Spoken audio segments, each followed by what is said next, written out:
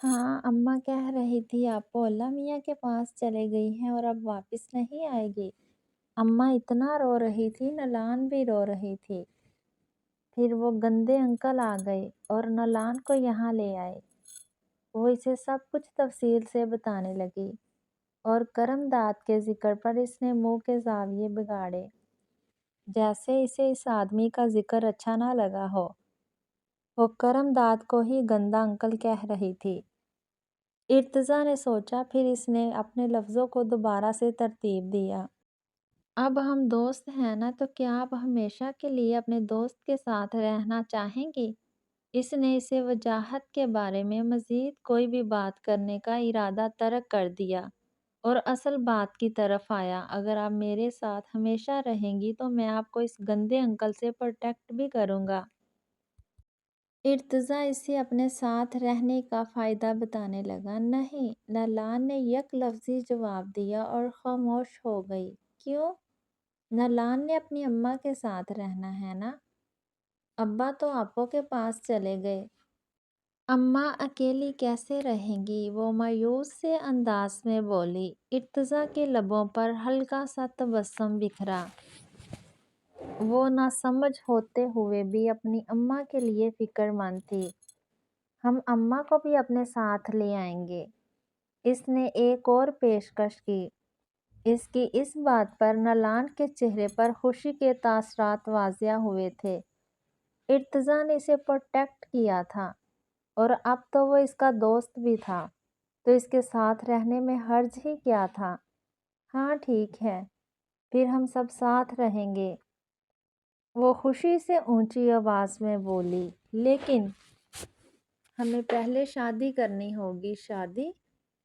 नलान ने ना समझी से इसकी तरफ देखा, जैसे अब्बा और अम्मा की हुई थी। फिर इसने सवालन कहा और इर्तज़ा की तरफ देखा। हाँ, फिर हमें साथ रहने पर कोई कुछ नहीं कहेगा, इर्तज़ा ने जवाबन कहा और साथ ही अपनी जेब से मोबाइल निकाला ताकि आकिब को कॉल करके मौलवी साहब को बुलाने का कह सके। ठीक है, हम शादी कर लेते हैं, फिर अम्मा और हम साथ रहेंगे। नलान ने एक्साइटेड लहजे में अपनी रजामंदी जाहिर की। अभी थोड़ी देर में मौलवी साहब आएंगे और वो आपसे जो भी पूछेंगे आपने हाँ में जवाब देना है। इर्तज़ा ने इसे समझाया। साथ ही वो आकिब का नंबर भी डायल कर रहा था। फिर हमारी शादी हो जाएगी। इसने एक और सवाल किया। हाँ, इर्तज़ा ने सर हिलाया। फिर नलान अपने दोस्त के साथ रहेगी? वो खुशी से बोलने लगी और इर्तज़ा मुस्कुराते हुए फ़ोन कान से लगाए कमरे से बाहर निकल गया। चंद लम्हों बाद मौलवी साहब वहाँ मौजूद थे। इर्तज़ा ने इसके कंधों पर फैली शाल इसके सर पर डाल दी थी। फिर इसने इर्तज़ा की हदायत के मुताबिक मौलवी साहब को हाँ में ही जवाब दिया था। चंद लम्हों का खेल था और वो नलान नूर से नलान इर्तज़ा शाह बन चुकी थी। इर्तज़ा मौलवी साहब को छोड़ने बाहर चला गया था। पीछे नलान शाल का कोना अपनी उंगली पर लपेटते हुए इससे खेलने लगी थी। मगरिब की अज़ानें चंद मिनट कबल ही हुई थी। नवंबर की खनक ज़दा रात हर तरफ फैलकर हर चीज़ को अपनी स्याह लपेट में लेने लगी थी। सड़क के पास खेत में छुपी बैठी अनाए ने चादर को अपने गिर्द अच्छे से लपेट लिया। मुट्ठी खोलकर हाथ में मौजूद 2 नीले नोटों को देखा और तवील सांस खारिज की। यहाँ से जाने का वक़्त हो चुका था, लेकिन इसके कदम उठने से इनकारी थे। इसे वहाँ से जाना था और वो जाना ही तो नहीं चाहती थी। दिल अलग बुरी तरह से धड़क रहा था। आखिर इसने हिम्मत करते मुहतात अंदाज में सर ऊपर उठाया और एक तायराना निगाह अपने चारों तरफ डाली। सिर्फ एक नज़र में वो हर चीज़ का जायज़ा ले चुकी थी। दूर दूर तक किसी का नामो निशान न था। पक्की सड़क भी वीरान मालूम होती थी। ये ठीक वक़्त था, इसे यहाँ से जाते हुए कोई नहीं देख सकता था। वो उठी और बगैर आवाज़ पैदा किए हर तरफ मुहतात अंदाज में देखते हुए आगे बढ़ने लगी। पक्की सड़क पर पहुंचकर इसने एक लंबी सांस खारिज की। सर्दियों की वजह से सांस धुएं की सूरत मुंह से खारिज हुई और हवा की दोश पर इतराफ में फैल गई। अनाय ने नम आंखों से पीछे मुड़कर देखा। दूर इनकी बस्ती दिखाई दे रही थी। मेरे घर वालों को अपने ईमान में रखना अल्लाह। इसके लब बेआवाज हिले और एक आंसू गाल पर लड़क आया। हाथ की पुश्त से आंसू साफ करते वो दोबारा अपने कदम आगे की तरफ बढ़ाने लगी। सफर शुरू हो चुका था और इसे अपनी नामालूम मंजिल तक पहुंचना था। इसके कदमों की बढ़ती रफ्तार के साथ इसके आंसुओं में भी इजाफा होता जा रहा था। वो गांव से काफी आगे निकल आई थी और अब इसकी हिचकियों की आवाज खामोशी में इर्ताश पैदा कर रही थी। शहर की रोशनियां चंद कदमों के फासले पर थी। दिल में जो आजिर शाह का डर कुंडली मारे बैठा था, अब वो आहिस्ता आहिस्ता खत्म हो रहा था। इसे अपने पीछे से गाड़ी की आवाज आने लगी। वो इसे किसी मुसाफिर की गाड़ी समझकर आगे बढ़ने लगी, लेकिन फिर यकदम रुक गई। ये आवाज, हाँ, ये आवाज एक गाड़ी की नहीं थी। इसने पलट कर देखा और फिर वो जैसे पलक झपकना भूल गई। इसकी आंखें चंद सेकंड्स के लिए हैरत से साकित हो गईं। इससे कुछ फासले पर करमदाद और बाकी आदमियों की गाड़ियां लाइन से इसी की तरफ आ रही थी। वो इस सूरत हाल पर यकीन नहीं करना चाहती थी, लेकिन इसके यकीन न करने से कुछ नहीं हो सकता था। हकीकत में इसके पीछे थे और अब रफ्ता रफ्ता इनके दरमियान फासला कम होता जा रहा था। इसकी आंखों में हैरत और खौफ समट आया। वो पलटी और तेज तेज कदमों से चलने लगी। ए लड़की, रुक, कहाँ भाग रही है? रुक जा। इसे अपने पीछे करमदाद की ऊंची आवाज सुनाई दी। वो अब बगैर पीछे देखे भागने लगी और इसी तेजी में इसके पांव से एक जूता निकल गया। अभी इसके पास जूता वापस पहनने का वक़्त नहीं था। वो बस वहाँ से भाग जाना चाहती थी। वो नंगे पांव ही अपनी रफ्तार से भागने लगी। दोबारा इन जालिमों के पास जाने का सोच कर ही इस पर कपकपी तारी हो गई थी। ए लड़की, रुक जा। तू गाड़ी तेज चला साथ। वक्फे वक्फे से इसे अपने पीछे करमदाद की आवाज़ सुनाई दे रही थी। इसने नम आंखों से पीछे देखा। करमदाद की गाड़ी इसके करीब थी। वो सिर्फ चंद सेकंड्स में इस तक पहुंच सकता था। फिर इसने अपना चेहरा सामने की तरफ किया। शहर की पुररौनक सड़क सामने ही थी। इसे हिम्मत करनी थी और वहां तक जाना था। यकीनन करमदाद इतने लोगों की मौजूदगी में इससे ज़बरदस्ती नहीं कर सकता था। वो अपनी पूरी रफ्तार से भागने लगी। आंखों में बढ़ती नमी सामने के मंजर को धुंधला रही थी। वो इसे जान से मारने की धमकी दे रहा था, लेकिन इसे कोई परवाह नहीं थी। वो भागती रही और करमदाद की आवाज़ें पीछे छूटने लगी। शहर की इस पर रौनक सड़क पर रात के इस वक्त भी दिन का समा था।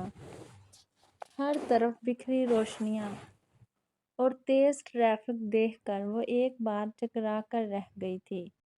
अनाय ने पलटकर पीछे देखा। करमदाद और इसके आदमी गाड़ी रोककर अब इसके पीछे पैदल ही आने लगे थे। इतने लोगों की मौजूदगी में वो सब अनाय को ज़बरदस्ती अपने साथ लेकर नहीं जा सकते थे और अब इनका इरादा अनाय को चुपके से बेहोश करने के बाद अपने साथ लेकर जाने का था।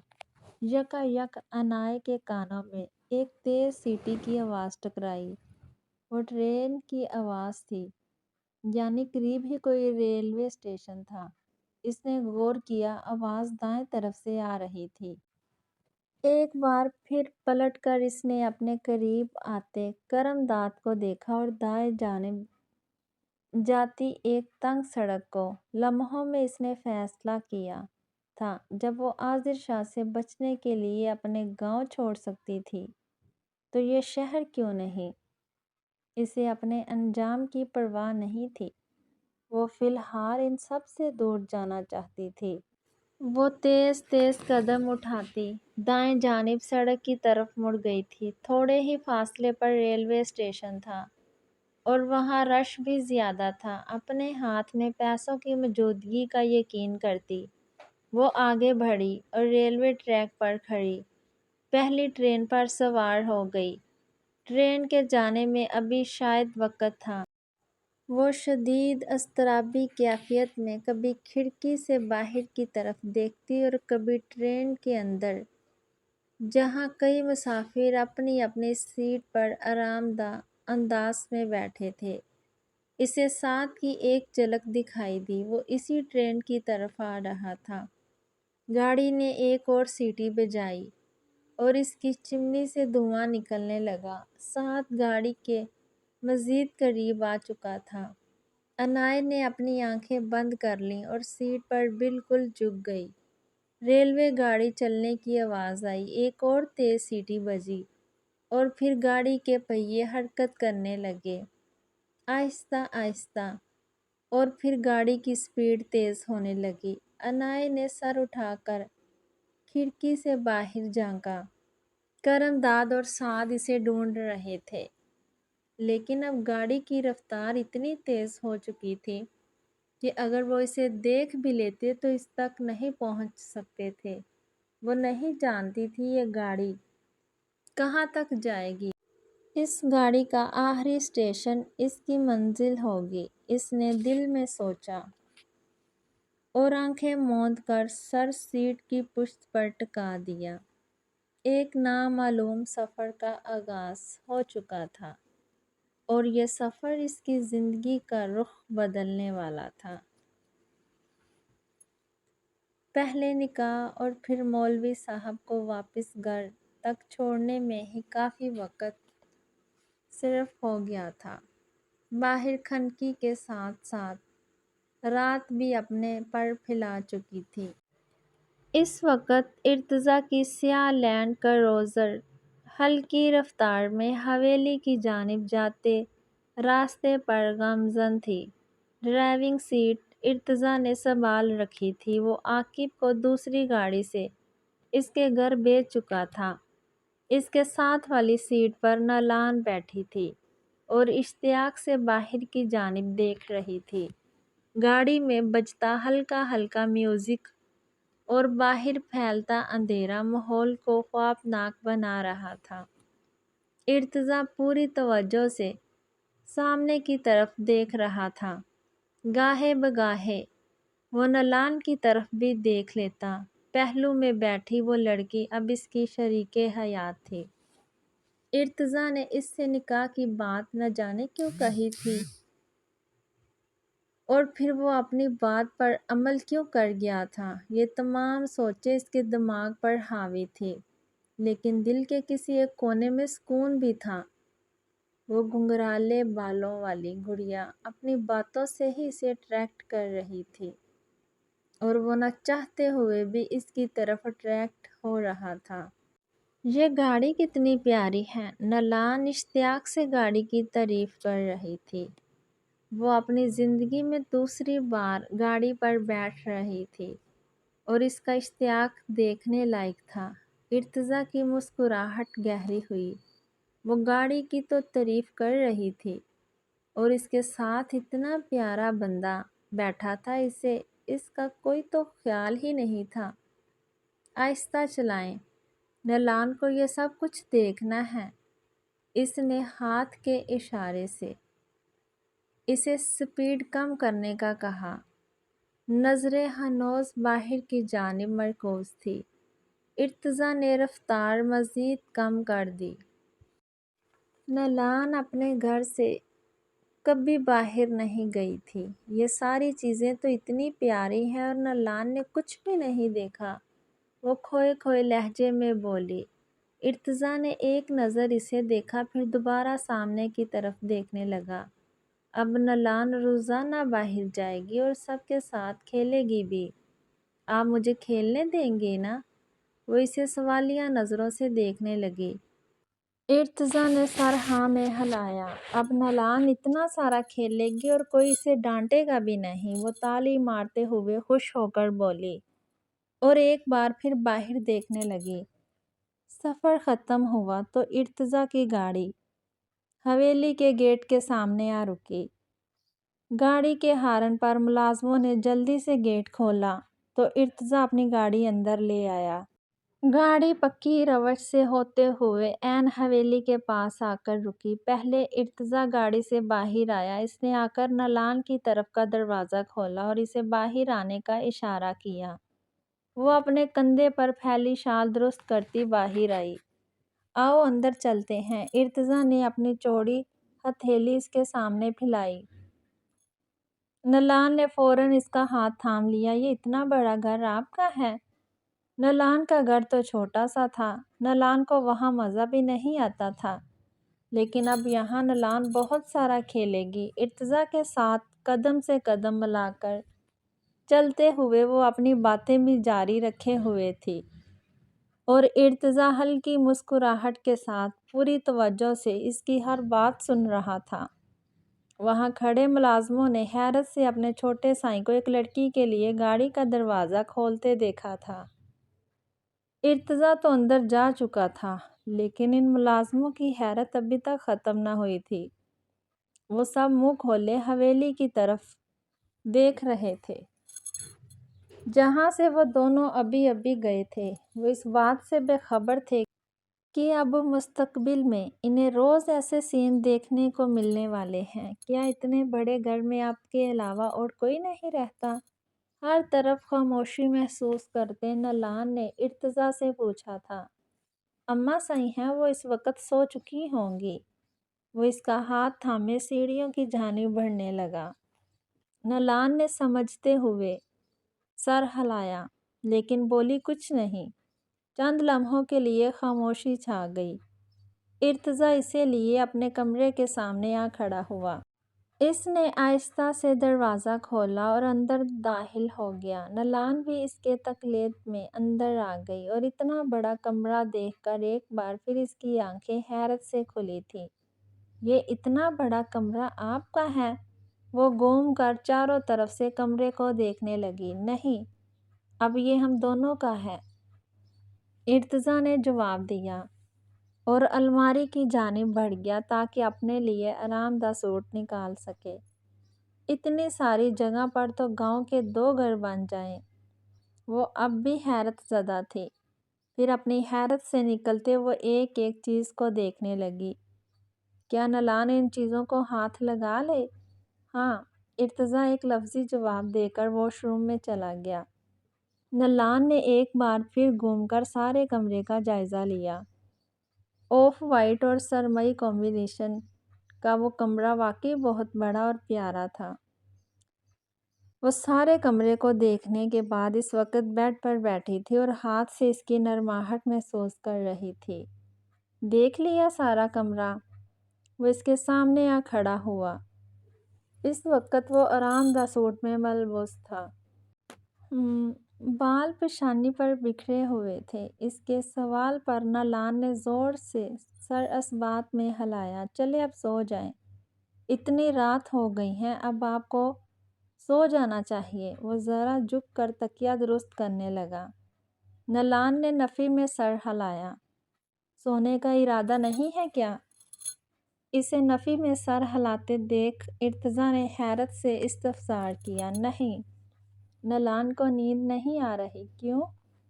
اس کے سامنے کھڑے ہو کر ارتضیٰ نے سوال کیا تو نلان جواب دینے کی بجائے اپنی انگلیوں سے کھیلنے لگی۔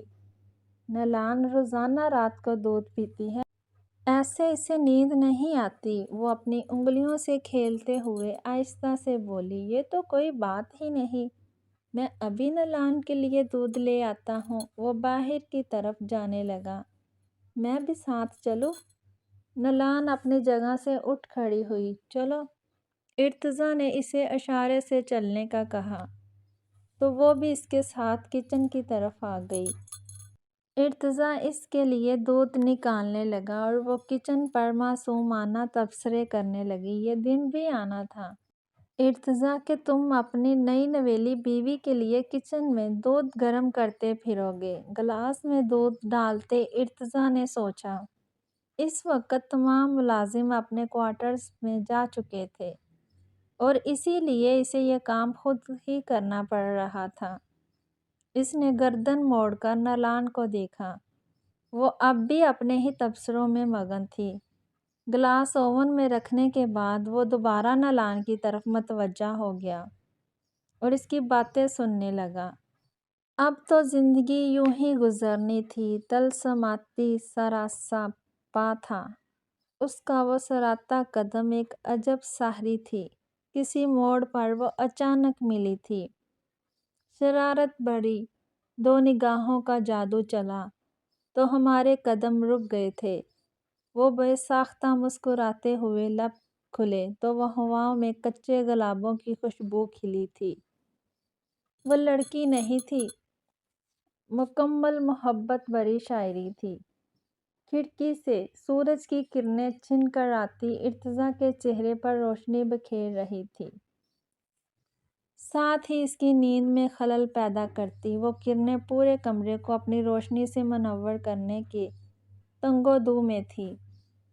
ارتضیٰ نے ایک لمحے کے لیے اپنی آنکھیں کھولی اور کمرے کا سرسری سا جائزہ لیا۔ نلان کمرے میں موجود نہیں تھی، لیکن وہ دیوار گرے پردے کھڑکی سے ہٹا چکی تھی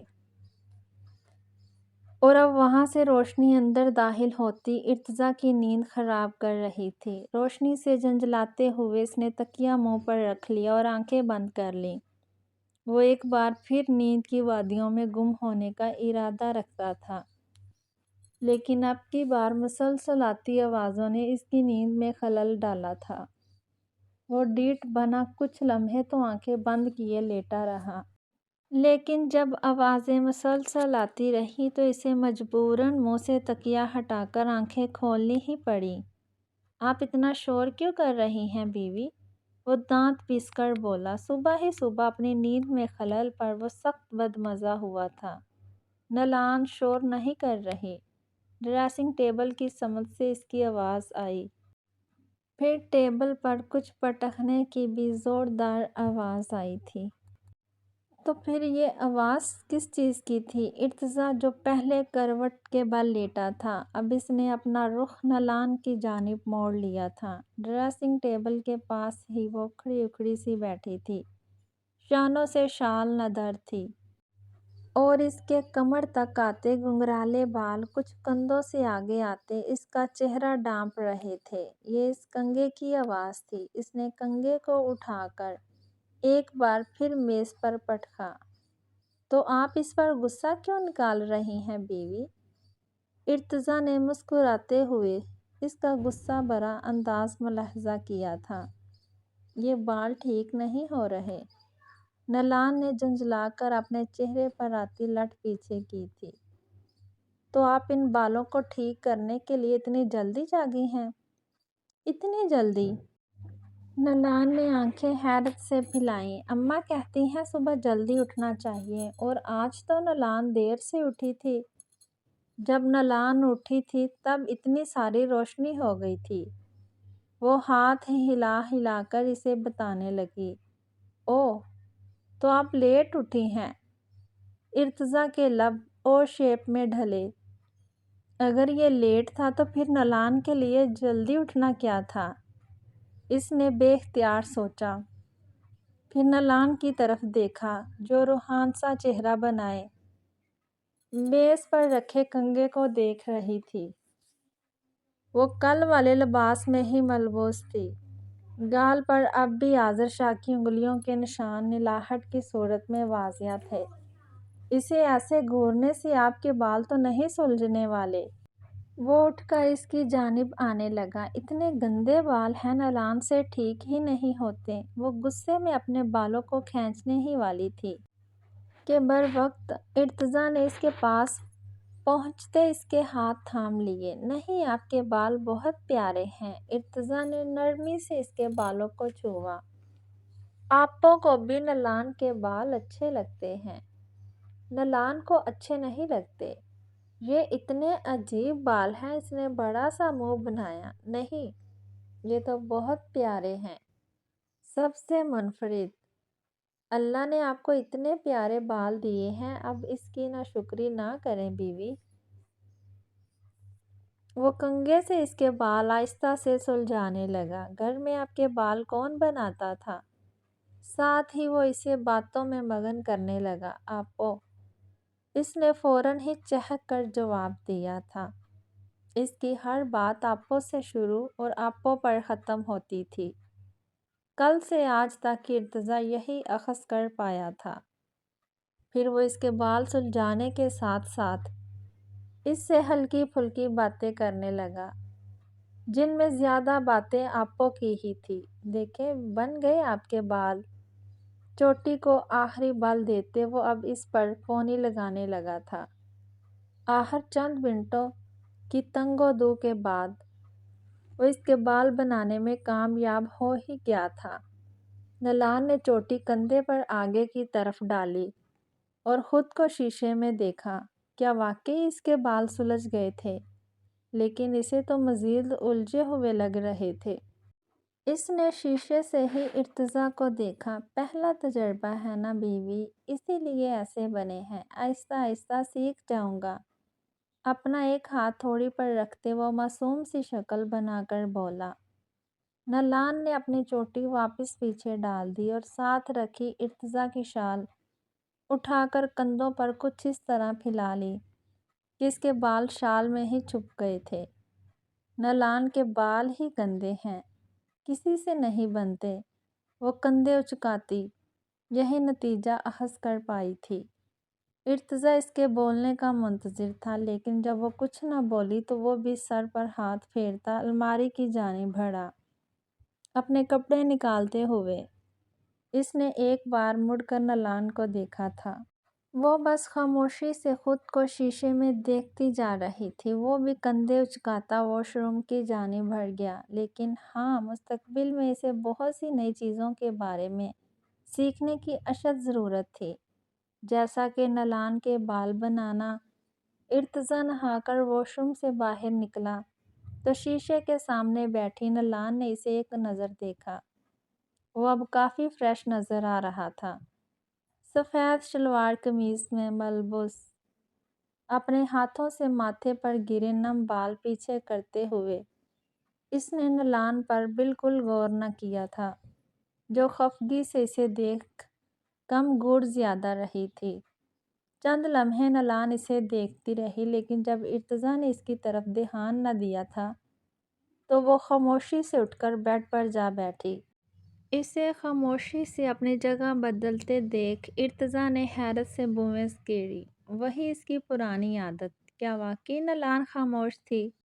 इर्तिज़ा के मुताबिक तो वो खामोश बिल्कुल नहीं रह सकती थी। तभी वो इसे हैरत से देखता ड्रेसिंग टेबल के सामने आ खड़ा हुआ। क्या हुआ बीवी? इतनी खामोश क्यों हैं? खुद परफ्यूम छिड़कते वो अपनी हैरत का इजहार कर गया था।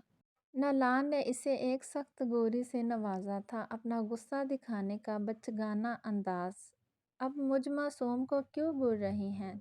चंद लम्हों के लिए इसने अपना चेहरा दाएं तरफ बेड की तरफ किया था और इन चंद लम्हों में ही वो नलान के गुस्से की वजह समझ गया था। इसके उलझे बाल सारा किस्सा सुना रहे थे। ओह बीवी, कहा तो था मेरा पहला तजर्बा है। अब मैं पहली बार में ही आपके बाल बिल्कुल परफेक्ट नहीं बना सकता ना। आहिस्ता आहिस्ता सीख जाऊंगा। अपने तौर इसने नलान का गुस्सा कम करना चाहा था। आपने नलान के सारे बाल खराब कर दिए। सदमा था कि ख़त्म ही नहीं हो रहा था। अच्छा सॉरी, अगली बार आप अम्मा साईं से बाल बनवा लीजिएगा। खुद पर परफ्यूम छिड़कते इसने नई तजवीज़ भी पेश कर डाली थी। اس کے پرفیوم کی خوشبو کمرے میں پھیلتی چلے گئی تھی۔ آپ کی اماں سائیں، کہاں ہے وہ؟ نلان نے بھی ملنا ہے ان سے۔ اپنا غصہ بولتی وہ خود ہی اٹھ کر اس کے قریب چلے آئی۔ ارتضیٰ نے اپنے ہاتھ میں پکڑا پرفیوم اس پر بھی چھڑک دیا۔ اسے چھوڑیں۔ نلان نے پرفیوم کی بوتل اس کے ہاتھ سے لے کر میز پر پٹک دی۔ ہم نیچے چلتے ہیں، پھر اماں سائیں سے ملیں گے۔ ان سے ملنے کے بعد اماں کے پاس جائیں گے۔ نلان اپنی اماں کو اتنا سارا مس کر رہی ہے۔ 2 منٹ تو رکیں بیوی۔ اس سے ہاتھ چھڑاتے ارتضیٰ صوفے کی طرف بڑھا جہاں اس کی شال رکھی تھی۔ وہ اسے ہاتھ سے پکڑ کر دروازے کی طرف لے جانے لگی۔ اب چلیں۔ شال اپنے کندھوں پر پھیلاتے وہ اسے لیے نیچے کی طرف بڑھنے لگا۔ ان خفگی بھرے لمحوں اور کھٹی میٹھی نوک جھونک میں ہی وہ عشق کی منزلیں طے کرنے والے تھے۔ کیا یہ شہر اس کی منزل تھا؟ اسٹیشن سے آگے پیدل چلتے ہوئے وہ کب سے یہی ایک بات سوچ رہی تھی۔ اپنی سیاہ چادر کو خود پر اچھے سے لپیٹے وہ جیسے خود کو اس دنیا سے چھپا لینا چاہتی تھی۔ کیا وہ جس منزل کی تلاش میں تھی وہ یہی تھی؟ اگر ہاں تو پھر اس کی پناہ گاہ کہاں تھی؟ اس نے سامنے کی طرف جاتی لمبی سی سڑک کو دیکھتے ایک بار پھر اپنے دماغ میں پلتے سوال کے بارے میں سوچا تھا۔ پھر وہ آہستہ آہستہ چلتی کل رات کے بارے میں سوچنے لگی تھی۔ کل رات کا منظر۔ کل رات کرم داد کے ڈر میں ٹکٹ لیے بغیر ہی گاڑی میں سوار ہو گئی تھی۔ کیا تمہارے پاس ٹکٹ نہیں ہے؟ تو اس گاڑی میں بیٹھی ہی کیوں تھی بی بی؟ کنڈکٹر نے غصے سے کہا تھا۔ میں جلدی میں تھی، ٹکٹ لینا بھول گئی تھی۔ گلا تر کرتے اس نے صفائی دینی چاہی۔ جلدی؟ اتنی بھی کیا جلدی کہ تم بغیر ٹکٹ کے اس گاڑی پر چڑھ بیٹھی؟ کنڈکٹر کی سخت آواز سے ہی وہ سہم گئی تھی۔ میں آپ کو پیسے دے دیتی ہوں۔ انائے نے ڈر کر اپنے ہاتھ میں تھامے پیسے اس کے سامنے کر دیے۔ پیسے دیکھتے وہ کنڈکٹر کچھ ٹھنڈا ہوا۔ چلو پیسے تو ہیں تمہارے پاس، مجھے تو لگا تھا تم جلدی میں پیسے لینا بھی بھول گئی۔ کنڈکٹر کے طنز پر انائے شرمندہ سی ہو گئی۔ اس نے خفت اور شرمندگی کی ملی جلی کیفیت میں اپنا چہرہ چادر سے مزید ڈھانپ لیا۔ یہ پیسے تو میں رکھ لوں گا، لیکن تمہیں اگلے اسٹیشن پر اترنا ہوگا بی بی۔ اس نے انائے کے ہاتھ سے نوٹ جھپٹنے کے انداز میں لیے تھے۔ لیکن کیوں؟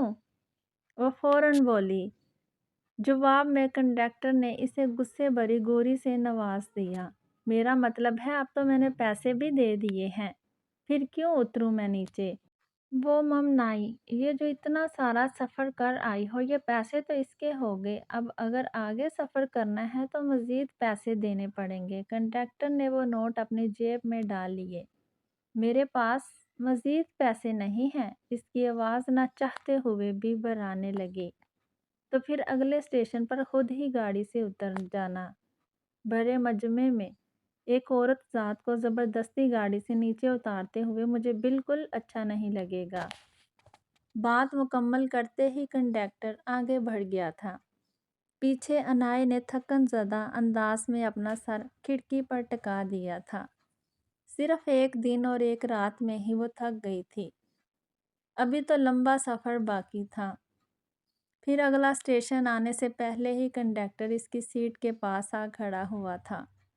گاڑی رکنے پر کنڈکٹر نے اسے اشارے سے اٹھنے کا کہا تھا۔ انائے کے چہرے اور آنکھوں سے جھلکتی بے بسی پر اس نے کوئی توجہ نہ دی تھی۔ مجبوراً اسے گاڑی سے اترنا ہی پڑا تھا۔ اپنے پیسے بھی وہ کنڈکٹر کو دے چکی تھی اور اس کا سفر بھی ادھورا رہ گیا تھا، لیکن شاید وہ نہیں جانتی تھی یہ شہر ہی تو اس کی منزل تھی۔ اب بس زندگی کے کچھ نئے کرداروں سے ملنا باقی تھا۔ حویلی کے گیٹ پر آذر شاہ کی گاڑی کا مخصوص ہارن بجا تھا۔ ملازم نے گیٹ کھولا تو ان کی گاڑی حویلی کے حصے میں داخل ہوئی تھی۔ بڑے سائیں کی گاڑی دیکھ کر حویلی کے سبھی ملازم فوراً الرٹ ہوئے تھے۔ وہ جانتے تھے بڑے سائیں کے سامنے چھوٹی سی غلطی کی سزا بھی موت تھی۔ اور ان سب ملازموں کو اپنی جان بہت عزیز تھی۔ حویلی کی عمارت کے سامنے گاڑی رکی تو پچھلی سیٹ سے آذر شاہ باہر نکلا تھا۔ اس کے قدموں میں واضح لڑکھڑاہٹ تھی۔ سبھی ملازموں نے حیرت سے ان کا لڑکھڑا کر چلنا نوٹ کیا تھا۔ وہ تو ہر جگہ ہمیشہ رعب سے چلتے تھے۔ ان کے ہر قدم میں دہشت ہوتی تھی۔ تم سب میری طرف کیوں دیکھ رہے ہو؟ جاؤ جا کر اپنا کام کرو۔ آذر شاہ غصے سے ملازموں پر برسے، لیکن ان کی آواز میں بھی لڑکھڑاہٹ تھی۔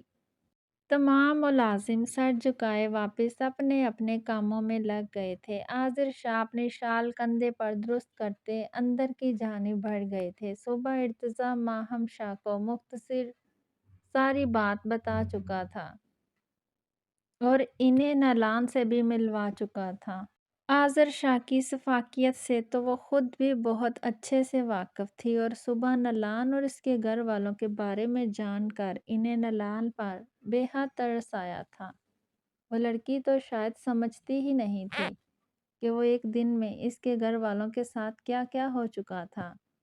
ماہم شاہ سے نالان کو ملوانے کے بعد ارتضیٰ نالان کو گاؤں لے گیا تھا تاکہ اسے اپنی اماں سے ملوا سکے۔ ارتضیٰ کا ارادہ تھا کہ وہ غزالہ کو بھی اپنے ساتھ حویلی لے آئے۔ آذر شاہ اپنے غصے میں انہیں کوئی نقصان پہنچا سکتے تھے اور اب وہ مزید کسی بے گناہ پر ظلم ہوتے نہیں دیکھ سکتا تھا۔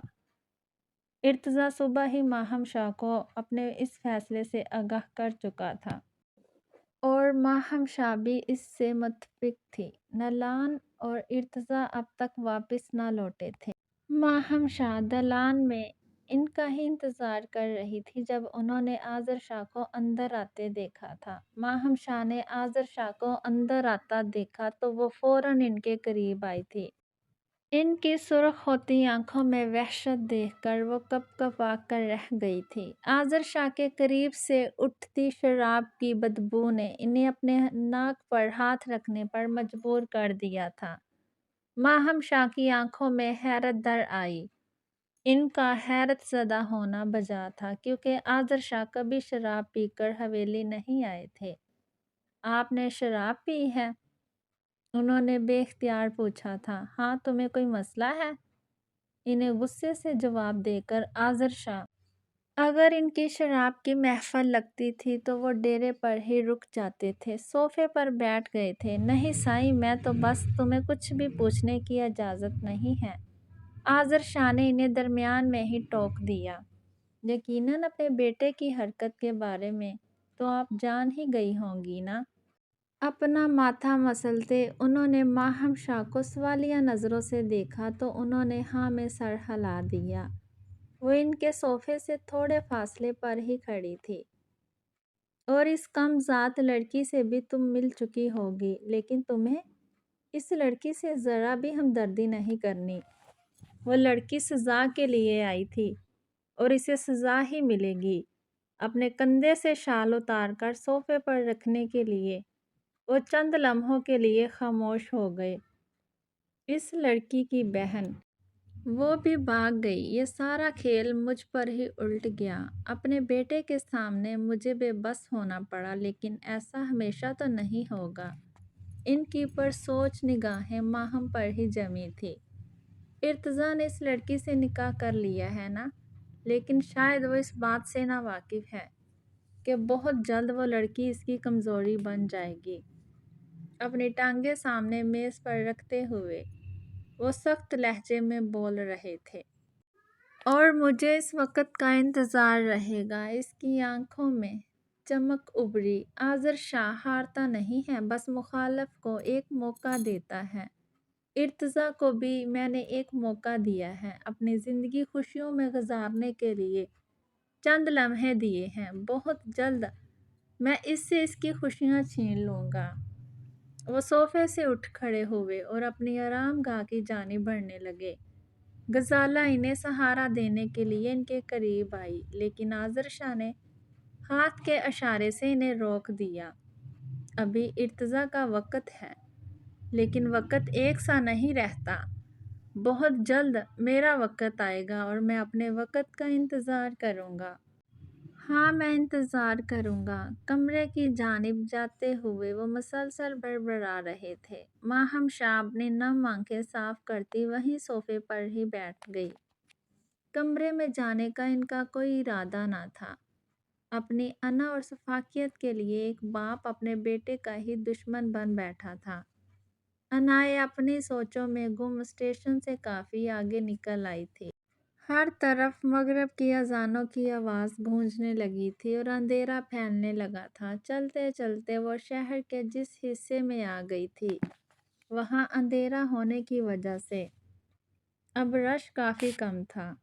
ویران سڑک پر خود کو سیاہ چادر سے ڈھکے آگے بڑھتی ہوئی وہ اندھیرے کا ہی حصہ معلوم ہوتی تھی۔ انائے نے اپنے ارد گرد کا جائزہ لینے کے لیے چاروں طرف نظریں گھمائیں تھیں۔ اس سڑک پر اکا دکا لوگ تھے جو اب اپنے گھروں کی لوٹنے لگے تھے۔ دائیں طرف ہی ایک چھوٹا سا پارک تھا۔ انائے میں اب مزید پیدل چلنے کی سخت نہ تھی، اسی لیے اس نے پارک کی جانب اپنے قدم موڑ دیے۔ اس کا ارادہ کچھ دیر بیٹھ کر اپنی ٹانگوں میں ہوتی تھکن دور کرنے کا تھا۔ نہ جانے اس انجان شہر میں اسے کتنا خوار ہونا تھا۔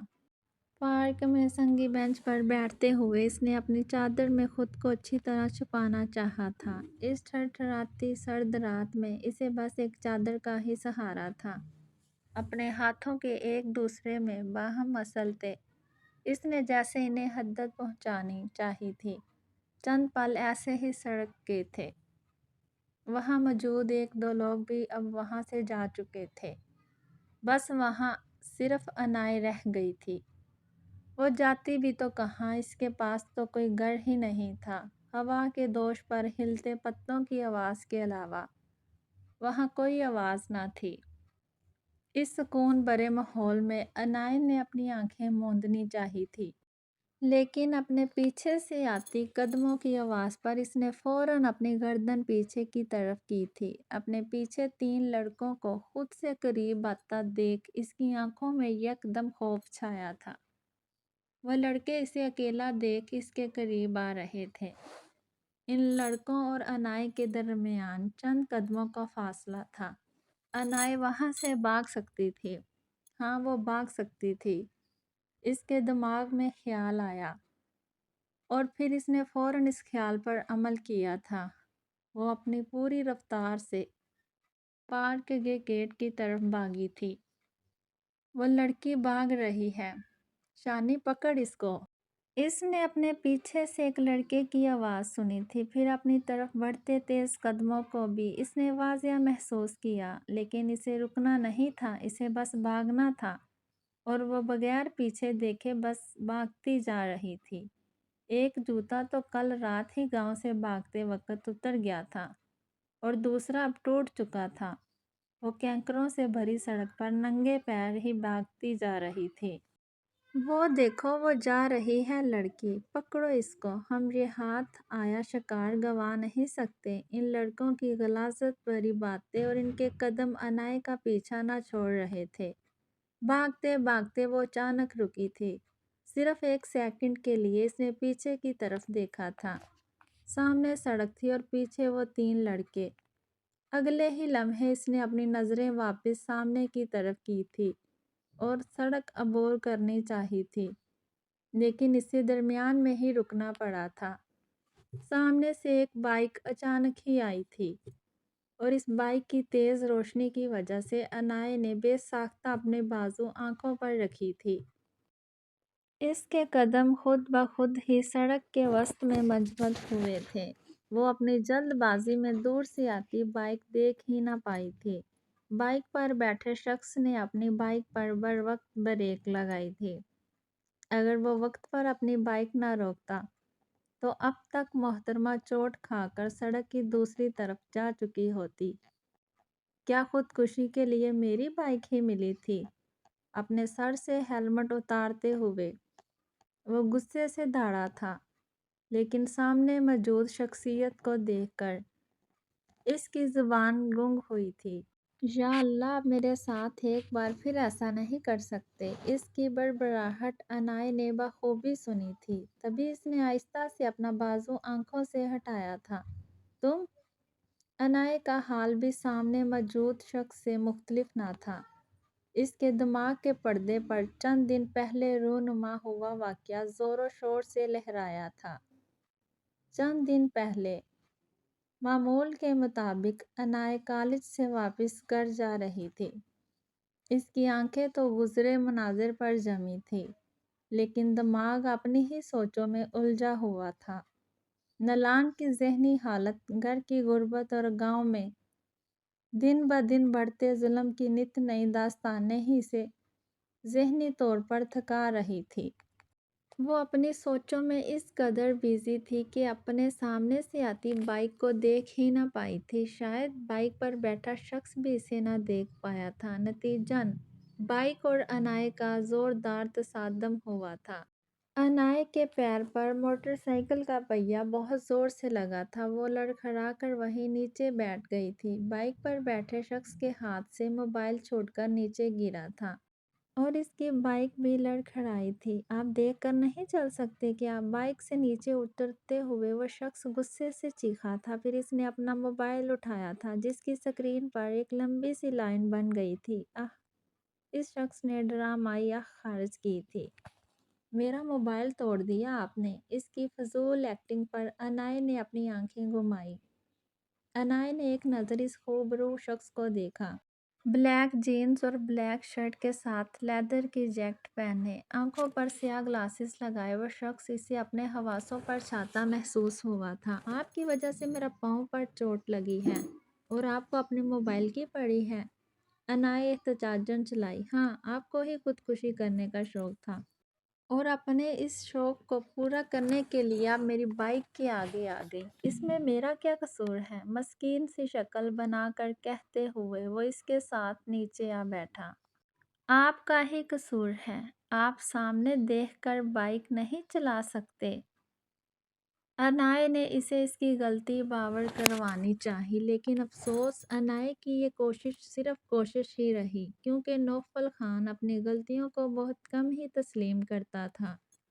اچھا، اگر میں سامنے نہیں دیکھ رہا تھا تو آپ دیکھ لیتی۔ اللہ نے تو آپ کو بھی 2 آنکھوں سے نوازا ہے، یا پھر آپ نے اپنی یہ 2 آنکھیں صرف گھمانے کے لیے یہاں لگا رکھی ہیں؟ اس نے اپنی انگلیاں اس کی آنکھوں کی طرف بڑھائیں۔ انائے نے بروقت اپنا چہرہ پیچھے کیا، ورنہ کوئی بیعت نہیں تھا کہ وہ اپنی انگلیاں انائے کی آنکھوں میں ہی گھسیٹ دیتا۔ میری آنکھیں پھوڑنی ہیں کیا؟ وہ غصے سے چیخی۔ ہائے کاش میں ایسا کچھ کر سکتا۔ اس نے ڈرامائی انداز میں ٹھنڈی سانس خارج کی، پھر وہاں سے اٹھ کر اپنی بائیک کی جانب بڑھا۔ آپ کی وجہ سے مجھے چوٹ لگ گئی ہے اور آپ مجھے یہاں چھوڑ کر خود جا رہے ہیں۔ انائے حیرت اور غصے کی ملی جلی کیفیت میں بولی۔ دیکھیں محترمہ، میں پہلے ہی آپ کو بتا چکا ہوں کہ میری غلطی نہیں ہے۔ آپ کو ہی خودکشی کا شوق چڑھا تھا۔ اسے دیکھتے ہوئے وہ سکون بھرے انداز میں بولا، لیکن پھر بھی آپ کا دل رکھنے کے لیے میں آپ سے معافی مانگ لیتا ہوں۔ اس نے ایک ہاتھ کان کو لگایا اور بائیک سٹارٹ کرنے لگا۔ انداز ایسا تھا جیسے معافی نہ مانگ رہا ہو بلکہ احسان عظیم کر رہا ہو۔ ہوں، آپ اپنی غلطی پر شرمندہ تو نظر نہیں آ رہے۔ انائے نے اسے شرم دلانی چاہی۔ اور یہ کیا خودکشی کی رٹ لگا رکھی ہے؟ مجھے اپنی زندگی بہت عزیز ہے، وہ چڑ کر بولی۔ شرمندہ تو میں اپنی زندگی میں کبھی نہیں ہوا، جواباً اس نے دانتوں کی نمائش کی۔ انائے کا دل کیا کہ وہ اس کے دانت توڑ دے، لیکن ہائے رے قسمت، وہ صرف ایسا سوچ ہی سکتی تھی۔ غصے سے دانت پیستے وہ اٹھنے کی کوشش کرنے لگی، لیکن اس سے اٹھا ہی نہیں جا رہا تھا۔ وہ اپنا پاؤں پکڑ کر واپس زمین پر بیٹھ گئی۔ وہ شخص اس پر توجہ دیے بغیر ہی وہاں سے جانے لگا تھا، لیکن انائے کی آواز پر رک گیا۔ بندہ مروت میں ہی کسی کی مدد کر دیتا ہے۔ انائے نے اب اپنا لہجہ دھیما رکھا۔ وہ چل بھی نہیں پا رہی تھی اور آس پاس کوئی بھی ایسا شخص موجود نہ تھا جس سے وہ مدد مانگ سکتی۔ گھر تک پہنچنے کے لیے اسے اس بدتمیز شخص کی ہی مدد درکار تھی۔ ایک تو آپ نے میری بائیک کا نقصان کر دیا، دوسرا آپ نے میرا موبائل توڑ دیا، تیسری بات یہ کہ آپ نے مجھے باتیں سنائی ہیں اور اب آپ مجھ سے مدد مانگ رہی ہیں۔ وہ بائیک پر بیٹھتے ہوئے اسے ایک ایک چیز گنوانے لگا۔ نہ جانے وہ کون سا آفت زدہ لمحہ تھا جب میں نے گھر جانے کے لیے اس راستے کا انتخاب کیا تھا۔ وہ بڑبڑایا۔ اپنے دوست سے مل کر وہ گھر واپس جا رہا تھا جب راستے میں ہی یہ آفت اس سے آ ٹکرائی تھی اور اب اس کا اچھا خاصا وقت ضائع کر چکی تھی۔ آپ نے مدد نہیں کرنی تو نہ کریں لیکن باتیں تو نہ سنائیں۔ انائے نے منہ پھلایا۔ اب آپ نے مدد مانگ ہی لی ہے تو میں آپ کی مدد کر دیتا ہوں۔ ویسے بھی میں بہت سخی انسان ہوں، سب کی مدد کرتا ہوں۔ بائیک سے اتر کر اس کے پاس آتے وہ اسے اپنی سخاوت کے بارے میں بتا رہا تھا۔ انائے نے خاموش رہنے میں ہی بھلائی جانی۔ اس کے قریب آ کر اس نے انائے کو سہارے سے اٹھایا، پھر اسے لیے بائیک کی جانب بڑھا۔ اسے بائیک کے نزدیک کھڑا کر کے وہ خود بائیک پر بیٹھا اور بائیک سٹارٹ کی۔ انائے اس کے پیچھے بائیک پر سوار ہو گئی۔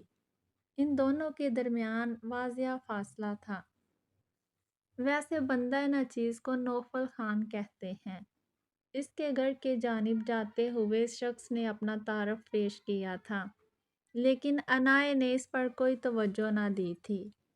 اسے اس شخص کے تعارف سے کوئی سروکار نہ تھا۔ اسے تو بس گھر پہنچنے کی جلدی تھی۔ شاید وہ نہیں جانتی تھی ایک اجنبی شخص سے یہ پہلی ملاقات اسے یہ مستقبل میں دو نفسوں کی زندگی بدلنے والی تھی۔ تم وہی بدتمیز انسان ہو نا جس نے مجھے ڈانٹا تھا؟ انائے نے پہلی ملاقات کا حوالہ دینا چاہا تھا۔ اور آپ وہی ہے نا جسے میری بائیک کے آگے آ کر مرنے کا شوق ہے؟ وہ بھی جواباً دانت پیس کر بولا تھا، لیکن اس کا چہرے پر نمی دیکھ کر وہ ٹھٹک کر خاموش ہوا۔ آپ رو کیوں رہی ہیں؟ اسے روتا دیکھ وہ بخلا کر بولا، میں نے اب ایسا بھی کچھ نہیں کہہ دیا کہ آپ رونے لگی ہیں۔ اب اس کے لہجے میں نرمی تھی۔ انائے نے ہاتھ سے پچھلی جانب اشارہ کیا۔ نوفل نے اس کے اشارے کی تعقب میں دیکھا جہاں 3 لڑکے کھڑے تھے۔ کیا یہ لڑکے آپ کو تنگ کر رہے ہیں؟ اس نے ہنوز سامنے کی طرف دیکھتے ہوئے پوچھا۔ تو انائے نے ہاں میں سر ہلایا۔ رکیں، میں ابھی انہیں سبق سکھا کر آتا ہوں۔ رات کے اس پہر اپنی بہنوں کو ڈراتے نہیں ہیں؟ وہ ان کی جانب بڑھنے لگا لیکن انائے نے اس کی بازو تھام لی۔ یہ عمل انائے اور نوفل دونوں کے لیے غیر متوقع تھا۔ نوفل رک گیا۔ انائے نے فوراً اس کی بازو سے اپنا ہاتھ ہٹا لیا تھا۔ آپ وہاں نہ جائیں، ایسے ہی تماشا ہو جائے گا۔ بس تھوڑی دیر یہاں رک جائیں۔ وہ چلے جائیں تو آپ بھی چلے جائیے گا۔ اپنے ہاتھ مسلتی وہ رک رک کر بولی تھی۔ گریٹ، میں چلا جاؤں اور پھر میرے جانے کے بعد وہ دوبارہ یہاں آ جائیں، اس نے طنزیہ انداز میں کہا۔ ساتھ ہی دور کھڑے ان لڑکوں کو گوری سے نوازا جو اب بھی ڈھیٹ بنے ان دونوں کو دیکھ رہے تھے۔ تو آپ مجھے کسی دارالامان کا پتہ بتا دیں، میں وہیں چلی جاتی ہوں۔ بار بار پیچھے مڑ کر ان لڑکوں کو دیکھتے ہوئے وہ خوف زدہ انداز میں بول رہی تھی۔ بھوک اور مسلسل بھاگنے کی وجہ سے وہ کھڑی بھی نہیں ہو پا رہی تھی۔ دارالامان وہاں کیوں؟ کیا یہاں پر آپ کا کوئی رشتہ دار یا گھر نہیں ہے؟ اس نے حیرت سے ایک ساتھ کئی سوال کر ڈالے تھے۔ انائے نے بس سر نفی میں ہلانے پر اکتفا کیا تھا۔ تو پھر آپ یہاں کیا کر رہی ہیں؟ کیا میری بائیک کے نیچے آنے کے لیے آپ اکیلی اس شہر میں چلی آئی ہیں؟ اس کے لہجے میں حیرت کے ساتھ غصہ بھی تھا۔ میں جان بوجھ کر یہاں نہیں آئی، وہ کنڈکٹر نے راستے میں ہی مجھے گاڑی سے اتار دیا تھا۔ وہ ایک بار پھر رو دینے کو تھی۔ اچھا ابھی آپ پلیز اپنا رونا مت شروع کیجیے گا۔ اسے رونے کی تیاری کرتا دیکھ وہ فوراً اسے ٹوک گیا۔ پھر اس نے ایک نظر سامنے کی طرف دوڑائی، وہ لڑکے اب بھی وہیں موجود تھے۔ آس پاس سے گزرتے لوگ بھی انہیں عجیب نظروں سے دیکھ رہے تھے۔ آئے کہیں بیٹھ کر بات کرتے ہیں، یہاں کھڑا ہونا ٹھیک نہیں۔ وہ اپنی بائک سٹارٹ کرنے لگا۔ انائے اپنی جگہ ہی کھڑی رہی۔ اگر نہیں آنا تو کوئی بات نہیں، میں چلا جاتا ہوں، لیکن میرے جانے کے بعد یہ لڑکے آپ کے پیچھے آئیں تو میں واپس نہیں آؤں گا۔ انائے نے اپنے پیچھے کھڑے ان لڑکوں کو دیکھا، پھر اپنی چادر سنبھالتے وہ نوفل کے پیچھے بائک پر سوار ہو گئی۔ اپنے اور نوفل کے درمیان فاصلہ بنائے وہ بہت پیچھے ہو کر بیٹھی تھی۔ اس کی احتیاط پر ہیلمٹ کے نیچے نوفل کے لب بے اختیار مسکرا اٹھے تھے۔ انائے اس انجان آدمی پر بھروسہ کیوں کر رہی تھی؟ یہ بات وہ خود بھی نہیں جانتی تھی، لیکن ہاں، اس شخص کے ساتھ ایک الگ سا احساس تھا، تحفظ کا احساس۔ نوفل اسے ایک سڑک کنارے بنے ڈھابے میں لے آیا تھا۔ چونکہ وہ ڈھابا شہر کے وسط میں واقع تھا، اسی لیے رات کے اس پہر بھی وہاں خاصا رش تھا۔ اپنی بائک سائڈ پر کھڑی کرنے کے بعد وہ لائن سے رکھی چارپائیوں کی طرف بڑھنے لگا۔ انائے بھی اس کے پیچھے ہی ان چارپائیوں کی طرف بڑھی۔ نوفل نے سب سے آخر میں رکھی چارپائی منتخب کی۔ یہاں بیٹھ جائیں، نوفل کا اشارہ سمجھتی انائے اسی چارپائی پر بیٹھ گئی۔ نوفل بھی اس کے مقابل رکھی چارپائی پر ٹک گیا۔ سکن کلر کی شلوار قمیض میں اپنے بال ماتھے پر بکھیرے وہ رف سے حلیے میں اس کے مقابل بیٹھا تھا۔ ہمیں بات کا آغاز کرنا چاہیے، نوفل نے خاموشی توڑتے انائے سے کہا، جو خاموش بیٹھی اپنے ہاتھوں کو تک رہی تھی۔ آغاز کے لیے کوئی بات ہی نہیں، ہنوز ہتھیلیوں کے دیکھتے انائے نے جواب دیا۔ آپ یہاں کیوں آئی ہیں؟ سوال کرتے وقت اس نے بہت محتاط الفاظ استعمال کیے تھے۔ یہ تو میں بھی نہیں جانتی۔ کچھ لمحوں بعد اس نے بھی سادہ لفظوں میں جواب دیا۔ کیا آپ گھر سے بھاگ کر یہاں آئی ہیں؟ اس سوال پر ایک لمحے کے لیے انائے کے دماغ میں کل کا منظر لہرایا تھا اور چہرے پر خوف کا سایہ لہرایا تھا، لیکن وہ جلد ہی اپنے تاثرات پر قابو پا گئی تھی۔ ہاں، کچھ ایسا ہی سمجھ لیجیے۔ اس نے نوفل کے سوال کی نفی نہیں کی تھی، شاید وہ اس پر اپنی بزدلی ظاہر نہیں کرنا چاہتی تھی۔ ہاں، اپنی بزدلی۔ اگر وہ بہادر ہوتی تو شاید حالات کا مقابلہ کرتی۔ اور میں جو کچھ سمجھ رہا ہوں، کیا آپ اس کی نفی کرنا چاہیں گی؟ نوفل نے اس کے چہرے پر نظریں جمائے پوچھا تھا۔ نہیں، مجھے لگتا ہے اب اپنے لیے کچھ بھی بولنا بیکار ہے۔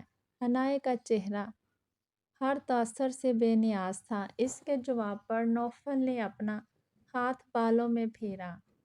پیشانی پر گرے بالوں میں ہلکی سی حرکت ہوئی تھی۔ چھوڑیں اس بات کو، یہ بتائیں اب آپ کہاں جائیں گی؟ اس نے بات بدلنی چاہی۔ دارالامان، اس نے یک لفظی جواب دیا۔ جانتی بھی ہیں آج کے دور میں دارالامان کا ماحول کیسا ہے؟